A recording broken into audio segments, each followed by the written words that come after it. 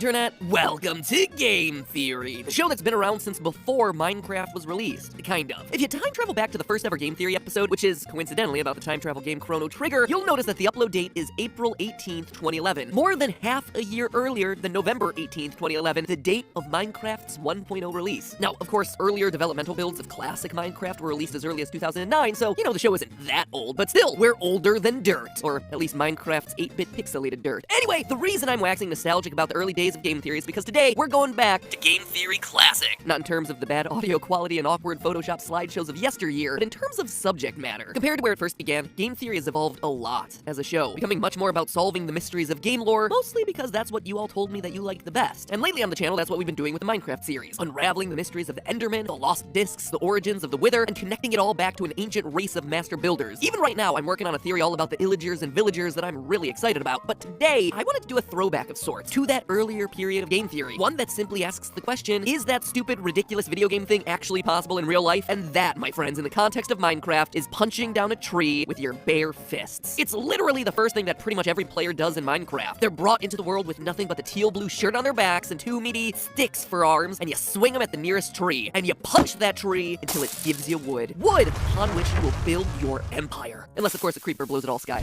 But seriously, can a human actually punch down a tree? I mean, not me, obviously, since my arms are about as strong as a flaccid noodle, but say, I don't know, a boxer. And not like those YouTube boxers either, heavy air quotes there. I mean the real men and women who have been professionally training in the sport for years. Or, if they can't do it, maybe just Steve is superhuman. And if he is blessed with some level of superhuman punching strength, just how strong is he? Make sure that you stick around today, folks. You're not gonna want to leave until you've seen the end of this one. The themes of the show may have evolved, ladies and gentlemen, but the roots, the bad puns, those have never left. As it turns out, we have internet videos that answer this question already. Like this video of a 10-year-old Russian girl smashing a tree to pieces. In Soviet Russia, we don't cut trees down, we punch them down. Hey, that was pretty good. Best accent I've probably done on the show for years. Now, obviously, Evnika Sadvakas here isn't really giving us what we're asking about. The tree that we see in this video is obviously dead. More importantly, it's not just dead, it's been subject to dry rot, a form of wood decay that occurs when certain species of fungi start breaking down and digesting the parts of the tree that give the wood its strength and stiffness. Dry rot is not something that affects still living trees like the ones that we're so fond of punching down in Minecraft, so if we're really hoping to replicate what we see Steve doing in the game, it's gonna take a lot harder of a punch. So how hard would it be to actually damage a tree using a human punch? Well, hard is the operative word here. The amount of damage a tree takes from a punch is actually going to depend on how hard it is, and not all trees are created equally. For example, balsa wood is much softer than a hard maple tree, and thus is going to be much easier to punch through. Luckily in Minecraft, we know the exact types of wood that we're dealing with here. It's not just a world filled with generic trees, but instead we know that there are 6 different species of trees in the Minecraft universe. There's oak, spruce, acacia, birch, jungle tree, and dark oak, and each one, in real life, would have its own varying level of hardness. Now, if you've spent much time in the lumber section of a hardware store, which, believe it or not, I know many of you actually have. Shout out to all the loyal theorists who currently work at Home Depot. Seriously, that call out might seem random, but I meet more fans in Home Depot than almost anywhere else. And there are a lot. I actually like doing home repair projects, and since our first floor flooded, there's been a lot to do, alright? So thank you to all the loyal theorists at Home Depot who have been helping me out with those. Anyway, you may have heard the terms hardwood and softwood before. All woods fall into one of those two categories. Now, at first, you might think that these terms refer to the hardness of various woods, right? Obvious answer is obvious. But actually, these terms refer to the seeds that the trees grow from. If the seeds of the tree have some kind of covering when they fall from the tree, like say a fruit or a nut, then it's classified as a hardwood. But if it's a species of tree that just allows the seeds to fall naked without any covering, then that's considered a softwood. And while it is generally true that trees in the hardwood category tend to be harder than trees in the softwood category, this isn't always the case. For instance, balsa wood here is one of the softest woods on the planet. So soft that even I can punch through it. On the other hand, incense cedar here, which is most commonly used to make pencils, is classified as a softwood, but, I mean, you can already tell. It's a fair bit harder, and I'm gonna have a bit harder time punching through it.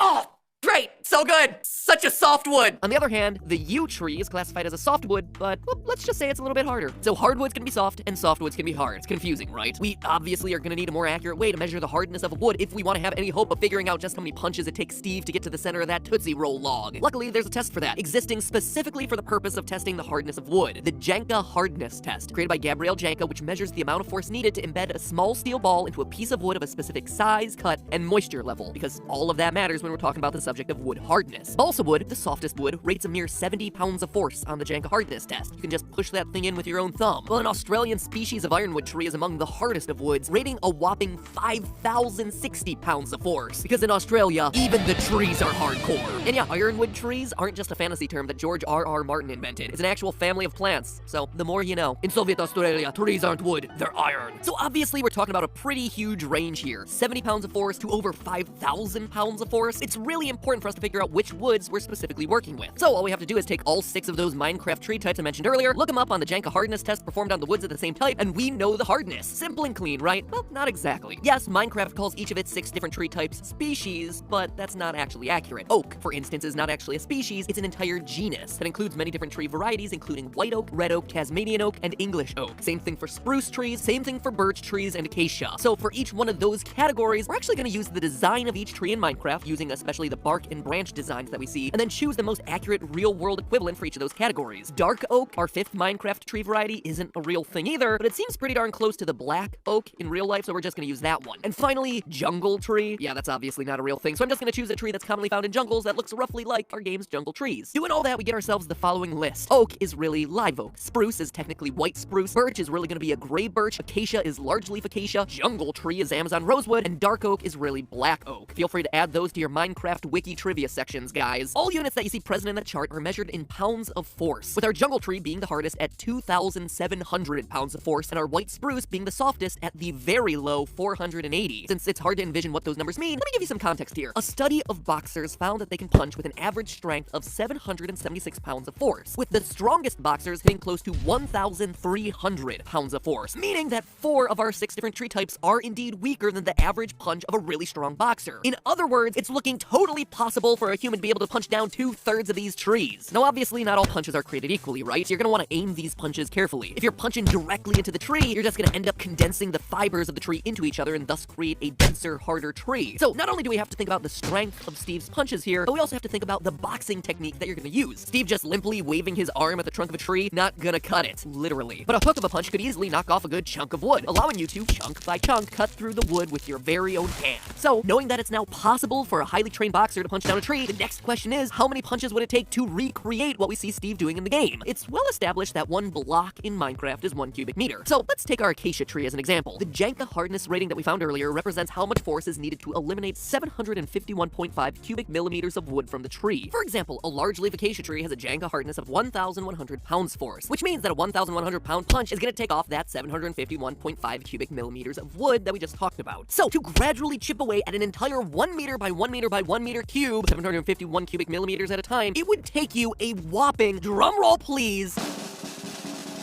1,330,700 punches. That is going to be one long and painful and quite frankly boring game of Minecraft. Over 1 million punches to get rid of one block of tree. That is crazy, but it's also a bit misleading. That number is only if you want to pulverize that entire 1 cubic meter block of wood to pulp. I don't know why you'd want to do that. Maybe you want just a pile of really ineffectual wood chips. Maybe you have repressed rage that you really want to take out on a piece of lumber. I'm not going to question it. I'm not going to get anywhere near your fists. But if instead you just want to chop the tree down like a normal not rage-fueled person, then you're just gonna need to chip away at a small layer of wood, one little strip through the center there. Doing that calculation, you actually get yourself a much more reasonable number of punches, 66,535. And remember, each of those punches has got to be at full strength. I mean, Steve is a fast puncher, but even at his rate of 4 full power punches a second, that is still 4 hours, 37 minutes, and 14 seconds of non-stop wailing on the tree to do the hard work of just slicing through a single thin block of wood. So let's look at it from the other angle. Steve is able to down logs from trees in just 3 seconds, which is about 16 swipes from his meaty paws, which means that each of those punches must be packing some serious power. If we keep all of our assumptions intact and observe 16 punches is enough to completely pulverize 1 complete cubic meter of wood, that means that when Steve is punching a spruce, the softest of all of Minecraft's trees, he is punching with a staggering 40 million pounds of force. And that's not even the half of it. Steve is able to karate chop down every Minecraft tree with the same number of hits per block, including the mighty oak, which would require a whopping 274 million pounds of force per punch to take down the tree with the efficiency efficiency that we see in the game from Steve. To put that into perspective, that's over 211,000 times stronger than the world's most powerful boxers. That's 98 times the thrust of a space shuttle solid rocket booster at liftoff. These punches are not only powerful enough to pulverize a mere tree, they're enough to lift a rocket into space nearly 100 times over. And Steve is putting out that kind of force with every single one of his punches. It's no wonder he's able to carry dozens of giant gold blocks around in his pockets. Dude is stronger than Superman. Actually, come to think of it, that's a good question. Is Steve stronger than Superman? Or Steve's pants pockets stronger than Superman? How is he carrying all that in his pants? Anyway, all of this should make one thing abundantly clear. If you want to chop down a tree, use an axe. Seriously, while you could wail on the tree with titanically strong punches for a solid 30 minutes, you could instead pick up an axe and direct all your effort to a single point of contact. Sure, Steve might have the power of titans in his fists, but if you want to work smarter and not harder, you can wield that same level of power just by picking the right tool for the job. But hey, that's just a theory. A game theory. Thanks for subscribing and ringing the bell, because next week is our next Minecraft lore theory, and you're not going to want to miss that. So ring that bell, make sure that you're notified, so that way you don't miss it, and you are one of the first people to know that the deep dark secret of the Minecraft villagers is, well,